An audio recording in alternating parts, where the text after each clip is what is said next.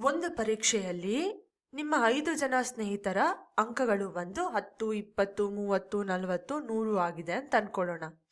ಈ ಗುಂಪನ್ನ ಯಾವ ಅಂಕ ಅತ್ಯುತ್ತಮವಾಗಿ ಪ್ರತಿನಿಧಿಸುತ್ತೆ ಅಂತ ನಾನು ನಿಮ್ಮನ್ನು ಕೇಳಿದ್ರೆ ನೀವು ಇದನ್ನ ಹೇಗೆ ಕಂಡುಹಿಡಿತೀರಾ? ನೀವು ಇದರ ಸರಾಸರಿಯನ್ನ ಕಂಡುಹಿಡಿಯೋಣ ಅಂತ ಅನ್ಕೊಂತಿದ್ದೀರಾ? ನಿಮ್ಮ ಯೋಚನೆ ಸರಿನಾ ತಪ್ಪಾ ಅಂತ ನೋಡೋಣ ಬನ್ನಿ. ಮೊದಲಿಗೆ ಕೇಂದ್ರ ಪ್ರವೃತ್ತಿಯ ಅಳತೆಗಳಾದ ಸರಾಸರಿ, ಮಧ್ಯಾಂಕ ಮತ್ತು ಬಹುಳಕವನ್ನ ಮೆಲ್ಕ್ ಹಾಕೋಣ. ಸರಾಸರಿ ಅಂದ್ರೆ ಎಲ್ಲಾ ಮೌಲ್ಯಗಳ ಮೊತ್ತವನ್ನ ಕಂಡುಹಿಡಿದು ನಂತರ ಮೌಲ್ಯಗಳ ಸಂಖ್ಯೆಯಿಂದ ಭಾಗಿಸಿದ್ರೆ ಸರಾಸರಿ ಸಿಕ್ಕತ್ತೆ. ಮಧ್ಯಾಂಕ ಅಂದ್ರೆ ಕೊಟ್ಟಿರುವ ದತ್ತಾಂಶವನ್ನ ಕ್ರಮವಾಗಿ ಜೋಡಿಸ್ಬೇಕು, ಅಂದ್ರೆ ಏರಿಕೆ ಕ್ರಮದಲ್ಲಿ ಅಥವಾ ಇಳಿಕೆ ಕ್ರಮದಲ್ಲಿ. ನಂತರ ಮಧ್ಯದ ಪ್ರಾಪ್ತಾಂಕ ಅಥವಾ ಮೌಲ್ಯವನ್ನ ಮಧ್ಯಾಂಕ ಅಂತ ಕರೀತೇವೆ. ಇನ್ನು ಬಹುಳಕ ಅಂದ್ರೆ ಅತಿ ಹೆಚ್ಚಾಗಿ ಕಂಡುಬರುವ ಮೌಲ್ಯ. ಕೇಂದ್ರ ಪ್ರವೃತ್ತಿಯ ಬಗ್ಗೆ ಸಾಮಾನ್ಯವಾಗಿ ಹಲವಾರು ತಪ್ಪು ಕಲ್ಪನೆಗಳಿದಾವೆ. ಅದರಲ್ಲಿ ಮೊದಲನೇದು ಬಂದು ಸರಾಸರಿ ಯಾವಾಗ್ಲೂ ಒಂದು ಅತ್ಯುತ್ತಮ ಕೇಂದ್ರ ಪ್ರವೃತ್ತಿ ಅಂತ ಅನ್ಕೊಳ್ಳೋದು. ಇದು ಯಾಕೆ ಅಂತ ಒಂದು ಉದಾಹರಣೆಯ ಮುಖಾಂತರ ಅರ್ಥ ಮಾಡ್ಕೊಳ್ಳೋಣ. ಈ ಉದಾಹರಣೆಯಲ್ಲಿ ನಾನು ಮಾಸಿಕ ಆದಾಯ ವಿತರಣೆಯನ್ನ ಆರಿಸ್ಕೊಂಡಿದ್ದೇನೆ. ಅಂದ್ರೆ 10 ಜನ ನೌಕರರ ಸಂಬಳವನ್ನ ತಗೊಂಡಿದ್ದೇವೆ. ಮೊದಲನೇ ನೌಕರನ ಸಂಬಳ ಬಂದು 3,000, 3,200, 3,500, 3,800, 4,000, 4,200, 4,500, 4,800, 5,000 ಮತ್ತು 50,000. ಈಗ ಈ ವಿತರಣೆಯ ಸರಾಸರಿಯನ್ನ ಕಂಡುಹಿಡಿಯೋಣ. ಸೂತ್ರವನ್ನ ಬಳಸಿಕೊಂಡು ಸರಾಸರಿಯನ್ನ ಕಂಡುಹಿಡಿದಾಗ ನಮಗೆ ಸರಾಸರಿ 86,000 ಡಿವೈಡೆಡ್ ಬೈ 10 ಸಿಕ್ಕತ್ತೆ. ಅಂದ್ರೆ 8,600 ರೂಪಾಯಿಗಳು. ನೋಡಿ, ಇಲ್ಲಿ ಒಟ್ಟು 10 ನೌಕರರ ಸಂಬಳವನ್ನ ತಗೊಂಡಿದ್ವಲ್ವಾ, ಅದರಲ್ಲಿ 9 ಜನ ನೌಕರರ ಸಂಬಳ 3,000ದಿಂದ 5,000 ಒಳಗೆ ಇದೆ. ಅಂದ್ರೆ 90% ನೌಕರರ ಸಂಬಳ 3ರಿಂದ 5,000 ಇದ್ದಾಗ 8,600 ಹೇಗೆ ಸಾಮಾನ್ಯ ಆದಾಯವನ್ನ ಪ್ರತಿನಿಧಿಸುತ್ತೆ? ಇದು ತಪ್ಪಾಗತ್ತಲ್ವಾ? ಇದು ಯಾಕೆ ಈ ರೀತಿ ಆಗತ್ತೆ ಅಂದ್ರೆ ಸರಾಸರಿಯನ್ನ ಕಂಡುಹಿಡಿಬೇಕಾದ್ರೆ ನಾವು ಕೊಟ್ಟಿರುವ ದತ್ತಾಂಶದಲ್ಲಿರುವ ಎಲ್ಲಾ ಪ್ರಾಪ್ತಾಂಕಗಳನ್ನ ಬಳಸ್ತೇವೆ. ಆದ್ರಿಂದ ಯಾವುದಾದ್ರೂ 1 ಅಥವಾ 2 ಅತಿರೇಕದ ಪ್ರಾಪ್ತಾಂಕ ಇದ್ರೂ ಸಾಕು, ಅದು ಅಂತಿಮ ಉತ್ತರದ ಮೇಲೆ ಪ್ರಭಾವವನ್ನ ಬೀರುತ್ತೆ. ಯಾವ್ಯಾವ ಸಂದರ್ಭದಲ್ಲಿ ಸರಾಸರಿ ನಮ್ಮ ದಾರಿ ತಪ್ಪಿಸುತ್ತೆ ಅಂತ ನೋಡೋದಾದ್ರೆ, ಒಂದು ಯಾವಾಗ ಅತಿರೇಕದ ಪ್ರಾಪ್ತಾಂಕಗಳಿರುತ್ತಲ್ವಾ ಆಗ ನಾವು ನೋಡಿದ್ವಿ ಹೇಗೆ ಅದು ಉತ್ತರವನ್ನ ವಿರೂಪಗೊಳಿಸ್ತಿತ್ತು ಅಂತ ಹೇಳಿ. ನಂತರ ಯಾವಾಗ ನಮಗೆ ವಿಶಿಷ್ಟ ಪ್ರಾಪ್ತಾಂಕಗಳು ಅಗತ್ಯವಿದೆಯೋ, ಅಂದ್ರೆ ಯಾವಾಗ ನಾವು ಮಧ್ಯಾಂಕ ಅಥವಾ ಬಹುಳಕವನ್ನ ಕಂಡುಹಿಡಿಬೇಕೋ ಅವಾಗ ಸರಾಸರಿಯನ್ನ ಕಂಡುಹಿಡಿಯೋದು ತಪ್ಪಾಗುತ್ತೆ. ಈ ಅತಿರೇಕ ಮೌಲ್ಯಗಳು ಇನ್ನೂ ಯಾವ ರೀತಿ ಪರಿಣಾಮ ಬೀರುತ್ತೆ ಅಂತ ನಾವು ನೋಡಿದ್ರೆ, ಕೊಟ್ಟಿರುವ ದತ್ತಾಂಶದಲ್ಲಿ ವಿಪರೀತ ಮೌಲ್ಯಗಳಿದ್ರೆ ಸರಾಸರಿ ಆ ಅತಿರೇಕದ ಪ್ರಾಪ್ತಾಂಕದ ಕಡೆ ಎಳೆಯಲ್ಪಡುತ್ತೆ. ಇದು ವಿಶಿಷ್ಟ ಮೌಲ್ಯಗಳನ್ನ ಕಡಿಮೆ ಪ್ರತಿನಿಧಿಸುವಂತೆ ಮಾಡುತ್ತೆ. ಆದಾಯ ವಿತರಣೆಯಲ್ಲಿ ನೋಡಿದ್ವಿ, ಬಹುತೇಕ ಎಲ್ಲಾ ನೌಕರರ ಸಂಬಳ 3ರಿಂದ 5,000 ಒಳಗೆ ಇತ್ತು. ಆದ್ರೆ ಬರೀ ಒಬ್ಬ ವ್ಯಕ್ತಿಯ ಸಂಬಳ 50,000 ಇತ್ತು. ಈ ಒಂದು ವಿಪರೀತದ ಮೌಲ್ಯದಿಂದ ಸರಾಸರಿ 8,600 ಕಡೆ ಎಳೆಯಲ್ಪಡ್ತು. ಇನ್ನು ಎರಡನೇ ತಪ್ಪು ಕಲ್ಪನೆ ಬಂದು ಎಲ್ಲಾ 3 ಅಳತೆಗಳು ಒಂದೇ ಮಾಹಿತಿಯನ್ನ ಕೊಡುತ್ತೆ ಅನ್ನೋದು. ಇದು ಯಾಕೆ ತಪ್ಪು ಅಂತ ನಾವು ಇನ್ನು ಸ್ವಲ್ಪ ಹೊತ್ತಲ್ಲಿ ತಿಳ್ಕೊಳ್ತೇವೆ. ಇನ್ನು ಮೂರನೇದಾಗಿ ದತ್ತಾಂಶ ವಿಶ್ಲೇಷಣೆಯ ಮೇಲೆ ಅತಿರೇಕ ಮೌಲ್ಯಗಳು ಗಮನಾರ್ಹ ಪರಿಣಾಮ ಬೀರೋದಿಲ್ಲ ಅಂತ ಅನ್ಕೊಳ್ಳೋದು. ಇದು ಖಂಡಿತವಾಗ್ಲೂ ಒಂದು ತಪ್ಪು ಕಲ್ಪನೆ. ಈ ರೀತಿ ವಿಪರೀತದ ಮೌಲ್ಯಗಳಿದ್ದಾಗ ಸರಾಸರಿಯನ್ನಂತೂ ಬಳಸ್ಲಿಕ್ಕಾಗಲ್ಲ. ಯಾಕೆಂದ್ರೆ ಅದು ದತ್ತಾಂಶವನ್ನ ಓರೆ ಮಾಡಿಬಿಡುತ್ತೆ. ಅಥವಾ ಈ ವಿಪರೀತದ ಮೌಲ್ಯಗಳನ್ನ ಹೊರಗಣ ಅಂತ ಕರೀತೇವೆ. ಇಂತಹ ಸಂದರ್ಭಗಳಲ್ಲಿ ಮಧ್ಯಾಂಕ ನಮ್ಮ ಸಹಾಯಕ್ಕೆ ಬರುತ್ತೆ. ಮಧ್ಯಾಂಕವನ್ನ ಕಂಡುಹಿಡಿಯೋದಕ್ಕೆ ಕೊಟ್ಟಿರುವ ದತ್ತಾಂಶವನ್ನ ಏರಿಕೆ ಅಥವಾ ಇಳಿಕೆ ಕ್ರಮದಲ್ಲಿ ಜೋಡಿಸ್ಕೊಳ್ತೇವೆ. ಮತ್ತು ನಾವು ಈ ರೀತಿ ಜೋಡಿಸ್ಕೊಂಡು ನಂತರ ಮಧ್ಯಾಂಕವನ್ನ ಕಂಡುಹಿಡಿಯೋದ್ರಿಂದ ತೀವ್ರ ಮೌಲ್ಯಗಳ ಪರಿಣಾಮವನ್ನ ನಿರ್ಲಕ್ಷಿಸಬಹುದು. ಆದಾಯ ವಿತರಣಾ ಉದಾಹರಣೆಯಲ್ಲಿ ಮಧ್ಯಾಂಕವನ್ನ ಕಂಡುಹಿಡಿಯೋಣ. ಇದೇ ವಿತರಣೆಗೆ ನಮಗೆ ಸಿಕ್ಕ ಸರಾಸರಿ 8,600 ರೂಪಾಯಿಗಳು. ಇದೇ ವಿತರಣೆಯ ಮಧ್ಯಾಂಕವನ್ನ ಕಂಡುಹಿಡಿಯೋದಕ್ಕೆ ಒಟ್ಟು 10 ನೌಕರರ ಸಂಬಳವನ್ನ ನಾವು ತಗೊಂಡಿದ್ವಿ. ಅಂದ್ರೆ 10 ಒಂದು ಸಮಸಂಖ್ಯೆ. ಆದ್ರಿಂದ ಮಧ್ಯದಲ್ಲಿ 2 ಆದಾಯ ಕಾಣುತ್ತೆ ನಮಗೆ, 4,000 ಮತ್ತು 4,200.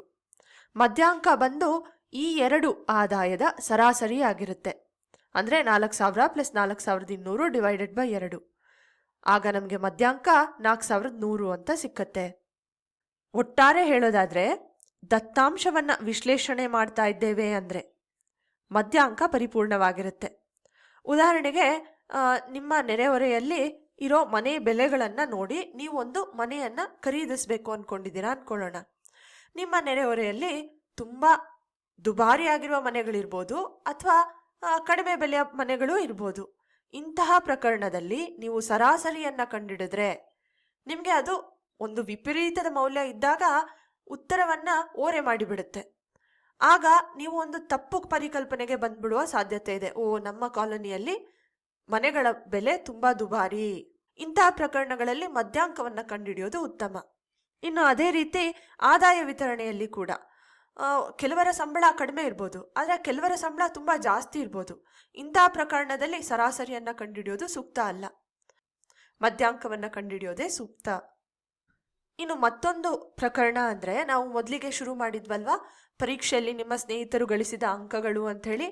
ಅಂತಹ ಒಂದು ಪರಿಸ್ಥಿತಿಯಲ್ಲಿ ಒಂದು ತರಗತಿಯಲ್ಲಿ ಎಲ್ಲರೂ ಒಂದೇ ರೀತಿ ಸಾಧನೆಯನ್ನು ಮಾಡಲಿಕ್ಕಾಗಲ್ಲ. ಅಂದರೆ ಕೆಲವರು ಅಸಾಧಾರಣ ಸಾಧನೆಯನ್ನು ಮಾಡ್ತಾರೆ, 100ಕ್ಕೆ 100 ಗಳಿಸ್ಕೊಳ್ತಾರೆ. ಆದರೆ ಅಂತಹ ಸಂದರ್ಭದಲ್ಲಿ ತರಗತಿಯ ಪರ್ಫಾರ್ಮೆನ್ಸ್ನ ನಾವು ಹೇಳಬೇಕಾದ್ರೆ ಸರಾಸರಿಯನ್ನು ಕಂಡುಹಿಡಿಯೋದು ತಪ್ಪಾಗುತ್ತೆ. ಇಲ್ಲಿ ಕೂಡ ಮಧ್ಯಾಂಕವನ್ನು ಕಂಡುಹಿಡಿಯೋದು ಸೂಕ್ತವಾಗಿರುತ್ತೆ. ಇಲ್ಲಿ ನಾವು ದತ್ತಾಂಶದಲ್ಲಿ ಅತಿರೇಕಗಳಿದ್ದಾಗ ಹೇಗೆ ಮಧ್ಯಾಂಕ ದೃಢವಾಗಿರುತ್ತೆ ಅಂತ ನೋಡೋಣ. ಆದಾಯ ವಿತರಣೆಯಲ್ಲಿ ನಾವು ನೋಡಿದ್ವಿ, ಒಂದೇ ಒಂದು ಅತಿರೇಕದ ಮೌಲ್ಯವಿದ್ದಾಗ ಸರಾಸರಿ 8,600 ಇತ್ತು, ಮಧ್ಯಾಂಕ 4,100 ಇತ್ತು. ಇನ್ನು ಇದೇ ಉದಾಹರಣೆಯಲ್ಲಿ ಒಂದಿಷ್ಟು ಬದಲಾವಣೆಯನ್ನು ಮಾಡೋಣ. 50,000 ಬದಲು 1,00,000 ಅಂತ ತಗೊಂಡಿದ್ದೇನೆ. ಈಗ ಸರಾಸರಿಯನ್ನು ಕಂಡುಹಿಡಿದ್ರೆ 13,600 ರೂಪಾಯಿ ಸಿಕ್ಕತ್ತೆ. ನೋಡಿ ಸರಾಸರಿ ಎಷ್ಟು ಬದಲಾಗಿದೆ. ಆದರೆ ಮಧ್ಯಾಂಕ ಇನ್ನೂ ಸಹ 4,100 ಇರುತ್ತೆ. ಒಟ್ಟಾರೆ ಹೇಳೋದಾದರೆ ಸರಾಸರಿ ಪ್ರತಿಯೊಂದು ಪ್ರಾಪ್ತಾಂಕದ ಜೊತೆಗೂ ನಾಟಕೀಯವಾಗಿ ಬದಲಾಗುತ್ತೆ, ಆದರೆ ಮಧ್ಯಾಂಕ ಮಾತ್ರ ದೃಢವಾಗಿರುತ್ತೆ. ಇನ್ನು 4ನೇ ತಪ್ಪು ಪರಿಕಲ್ಪನೆ ಬಂದು ಬಹುಲಕವನ್ನ ಬಣ್ಣ ಅಥವಾ ಪಿಜ್ಜಾ ಟಾಪಿಂಗ್ಗಳಂತಹ ವಿಷಯಗಳೊಂದಿಗೆ ಮಾತ್ರ ಬಳಸ್ಬೋದು ಅಂಥೇಳಿ. ಅಂದರೆ ಅದನ್ನ ವರ್ಗೀಕರಿಸಿದ ದತ್ತಾಂಶಗಳು ಅಂತ ಕರೀತೇವೆ. ಬರೀ ವರ್ಗೀಕೃತ ದತ್ತಾಂಶಗಳಿಗೆ ಮಾತ್ರ ಬಹುಲಕ ಸೀಮಿತಾನ? ಖಂಡಿತವಾಗ್ಲೂ ಇಲ್ಲ. ಬಹುಲಕವನ್ನ ಸಂಖ್ಯಾತ್ಮಕ ದತ್ತಾಂಶಗಳೊಂದಿಗೆ ಕೂಡ ಬಳಸಬಹುದು. ಇನ್ನು ಬಹುಲಕದ ಶಕ್ತಿ ಏನು ಅಂತ ನೋಡೋಣ. ಒಂದು ವಿತರಣೆಯ ಬಹುಲಕವನ್ನು ಕಂಡುಹಿಡಿಬೇಕು ಅಂದರೆ ಅದರಲ್ಲಿ ಹೆಚ್ಚಾಗಿ ಸಂಭವಿಸುವ ಪ್ರಾಪ್ತಾಂಕವನ್ನು ಗುರುತಿಸಬೇಕು. ಬಹುಲಕದ ಮತ್ತೊಂದು ವಿಶೇಷತೆ ಏನು ಅಂದರೆ ವರ್ಗೀಕೃತ ದತ್ತಾಂಶಗಳೊಂದಿಗೆ ಕಾರ್ಯನಿರ್ವಹಿಸಬಲ್ಲ ಏಕೈಕ ಕೇಂದ್ರ ಪ್ರವೃತ್ತಿಯ ಅಳತೆ ಬಂದು ಬಹುಲಕ. ಬಹುಲಕಕ್ಕೆ ನಿಜ ಜೀವನದಲ್ಲಿ ಸಾಕಷ್ಟು ಅನ್ವಯಗಳಿದೆ. ಅದರಲ್ಲಿ ಒಂದು ಬಂದು ವ್ಯವಹಾರ. ಶೂ ಅಂಗಡಿಯ ಮಾಲೀಕ ತನ್ನ ಅಂಗಡಿಯಲ್ಲಿ ಯಾವ ಗಾತ್ರದ ಶೂವನ್ನು ಹೆಚ್ಚಾಗಿ ಸಂಗ್ರಹಿಸಿಡಬೇಕು ಅಂತ ತಿಳ್ಕೊಳ್ಬೇಕು ಅಂದರೆ ಅವನು ಈ ಸ್ತಂಭ ನಕ್ಷೆಯ ಪ್ರಕಾರ ನಾವು ನೋಡ್ಬೋದು, ಗಾತ್ರ 8 ಇರುವ ಶೂಗಳನ್ನು ಅವನಲ್ಲಿ ಗ್ರಾಹಕರು ಹೆಚ್ಚಾಗಿ ಖರೀದಿಸ್ತಾರೆ. ಆದ್ರಿಂದ ಅವನು 8ನೇ ನಂಬರ್ನ ಶೂಗಳನ್ನು ಹೆಚ್ಚಾಗಿ ಸಂಗ್ರಹಿಸಿಡೋದು ಉತ್ತಮ. ಅಂದರೆ ಬಹುಲಕ ಅತ್ಯಂತ ಜನಪ್ರಿಯ ಮೌಲ್ಯಗಳನ್ನು ಸೂಚಿಸುವಲ್ಲಿ ಯಶಸ್ವಿಯಾಗತ್ತೆ. ಇನ್ನು ಕೇಂದ್ರ ಪ್ರವೃತ್ತಿಯ ಅಳತೆಗಳಲ್ಲಿ ಯಾವ ಅಳತೆಯನ್ನು ಬಳಸೋದು ಸೂಕ್ತ ಅಂತ ನಿರ್ಧಾರ ತೆಗೆದುಕೊಳ್ಳುವ ಚೌಕಟ್ಟು ಬೇಕಾ? ಬನ್ನಿ ನೋಡೋಣ. ಮೊದಲಿಗೆ ಕೊಟ್ಟಿರುವ ದತ್ತಾಂಶದ ಪ್ರಕಾರವನ್ನು ಗಮನಿಸಬೇಕು. ಅದು ವರ್ಗೀಕೃತ ದತ್ತಾಂಶನ ಅಂದರೆ ಬಹುಲಕವನ್ನು ಬಳಸಿ. ಸಂಖ್ಯಾತ್ಮಕ ದತ್ತಾಂಶವೇ ಅಂದರೆ ಮುಂದಿನ ಹಂತಕ್ಕೆ ಹೋಗಿ. ಈಗ ಕೊಟ್ಟಿರುವ ದತ್ತಾಂಶ ಸಂಖ್ಯಾತ್ಮಕ ದತ್ತಾಂಶವಾಗಿರೋದ್ರಿಂದ ಅದರಲ್ಲಿ ವಿಪರೀತ ಮೌಲ್ಯಗಳಿದೆಯಾ ಅಂತ ನೋಡಿ. ಒಂದು ವೇಳೆ ಇದ್ರೆ ನೀವು ಮಧ್ಯಾಂಕವನ್ನು ಬಳಸಬೇಕು. ಅಥವಾ ಸಾಮಾನ್ಯ ಮೌಲ್ಯಗಳಿದೆ, ಯಾವುದೇ ಅತಿರೇಕದ ಮೌಲ್ಯಗಳಿಲ್ಲ ಅಂದರೆ ಸರಾಸರಿಯನ್ನು ಬಳಸ್ಬೋದು. ಇನ್ನು ಕೊಟ್ಟಿರುವ ಪ್ರಶ್ನೆಯನ್ನು ನೋಡಿ, ಹೆಚ್ಚು ಸಂಭವಿಸುವ ಮೌಲ್ಯವನ್ನು ಹುಡುಕ್ತಿದ್ದೀರಾ? ಬಹುಲಕವನ್ನು ಬಳಸಿ. ಇನ್ನು 4ನೇದಾಗಿ ನೀವು ಆಯ್ಕೆ ಮಾಡಿಕೊಂಡಿರುವ ಅಳತೆಯನ್ನು ಲೆಕ್ಕ ಹಾಕಿ. ನಂತರ ಆ ದತ್ತಾಂಶ ನಿಮ್ಮ ವಿತರಣೆಯನ್ನು ಸರಿಯಾಗಿ ಪ್ರತಿನಿಧಿಸ್ತಿದೆಯಾ ಅಂತ ಪರಿಶೀಲನೆ ಮಾಡಿ ನೋಡಿ. ಹೋಲಿಕೆ ಮಾಡಲಿಕ್ಕೆ ನೀವು 2 ಅಥವಾ 3 ಅಳತೆಗಳನ್ನು ಕೂಡ ಕಂಡುಹಿಡಿಬಹುದು. ಇದು ವಾಸ್ತವ ಜೀವನದಲ್ಲಿ ಎಲ್ಲೆಲ್ಲಿ ಅನ್ವಯ ಆಗುತ್ತೆ ಅಂತ ನೋಡೋಣ. ಒಂದೊಂದಾಗಿ ಸಂದರ್ಭವನ್ನ ನಾನು ಹೇಳ್ತಾ ಹೋಗ್ತೇನೆ. ಈ ಸಂದರ್ಭದಲ್ಲಿ ನೀವು ಈ 3 ಅಳತೆಗಳಲ್ಲಿ ಯಾವ ಅಳತೆಯನ್ನ ಕಂಡುಹಿಡಿತೀರಾ ಅಂತ ಉತ್ತರ ಕೊಡಿ.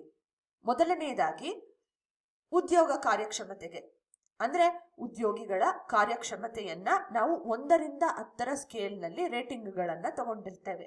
ಕೆಲವು ಅತಿರೇಕದ ಅಂಕಗಳಿರುತ್ತೆ, ಅಂದ್ರೆ 10ಕ್ಕೆ 10 ಬಂದಿರ್ಬೋದು ಅಥವಾ 1 ಕೂಡ ಬಂದಿರ್ಬೋದು. ಆದ್ರೆ ಹೆಚ್ಚಿನದಾಗಿ ರೇಟಿಂಗ್ಗಳು ಬಂದು 6ರಿಂದ 8ರ ನಡುವೆ ಇದೆ. ಈ ರೀತಿಯಲ್ಲಿ ದತ್ತಾಂಶಗಳಿದ್ದಾಗ ನೀವು ಯಾವ ಅಳತೆಯನ್ನ ಕಂಡುಹಿಡಿತೀರಾ? ತೀವ್ರ ಅಂಕಗಳಿರೋದ್ರಿಂದ ಮಧ್ಯಾಂಕವನ್ನ ಕಂಡುಹಿಡಿಯೋದು ಉತ್ತಮ. ಇನ್ನು 2ನೇ ಸಂದರ್ಭ ಒಂದು ಜಾಲತಾಣ ಸಂಚಾರ, ಅಂದ್ರೆ ವೆಬ್ಸೈಟ್ ಟ್ರಾಫಿಕ್. ಬಹುತೇಕ ಎಲ್ಲಾ ಲೇಖನಗಳಿಗೆ 1,000ದಿಂದ 5,000 ವೀಕ್ಷಣೆಗಳಾಗಿದೆ ಅನ್ಕೊಳ್ಳೋಣ. ಆದ್ರೆ ಕೆಲವು ವೈರಲ್ ಲೇಖನಗಳಿರ್ತಾವಲ್ಲ, ಅವಕ್ಕೆ ತುಂಬಾ ಹೆಚ್ಚು ವೀಕ್ಷಣೆಗಳಾಗಿರುತ್ತೆ.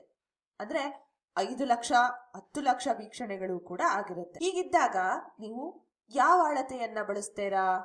ಇಲ್ಲಿ ಕೂಡ ನಾವು ಮಧ್ಯಾಂಕವನ್ನೇ ಬಳಸಬೇಕು. 3ನೇ ಸಂದರ್ಭ ಬಂದು ರೆಸ್ಟೋರೆಂಟ್ನ ಮೆನು. ಎಲ್ಲ ರೆಸ್ಟೋರೆಂಟ್ನಲ್ಲಿ ಅವರದ್ದೇ ಮೆನುಗಳಿರುತ್ತೆ. ಅದರಲ್ಲಿ ಖಾದ್ಯಗಳ ವಿವರವನ್ನ ಕೊಟ್ಟಿರ್ತಾರೆ.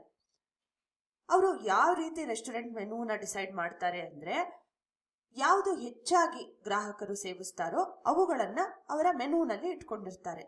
ಹೀಗಿದ್ದಾಗ ಒಂದು ರೆಸ್ಟೋರೆಂಟ್ ಮೆನುನ ತಯಾರಿಸಬೇಕು ಅಂದ್ರೆ ನೀವು ಯಾವ ಅಳತೆಯನ್ನ ಬಳಸ್ತೀರಾ? ಹೆಚ್ಚಾಗಿ ಆರ್ಡರ್ ಆಗುವ ಐಟಮ್ನ ನಾವು ಹುಡುಕಬೇಕಾಗಿರೋದ್ರಿಂದ ನಾವು ಬಹುಳಕವನ್ನ ಈ ಒಂದು ಸಂದರ್ಭದಲ್ಲಿ ಬಳಸೋದು ಉತ್ತಮ. ಇನ್ನು 4ನೇ ಸಂದರ್ಭ ಒಂದು ಸಾಮಾನ್ಯ ವಿತರಣೆಯನ್ನ ಹೊಂದಿರುವ ಪರೀಕ್ಷೆ ಫಲಿತಾಂಶಗಳು. ಇದರಲ್ಲಿ ಯಾವುದೇ ಅಸಾಮಾನ್ಯ ಅತಿರೇಕದ ಮೌಲ್ಯಗಳಿರಲ್ಲ.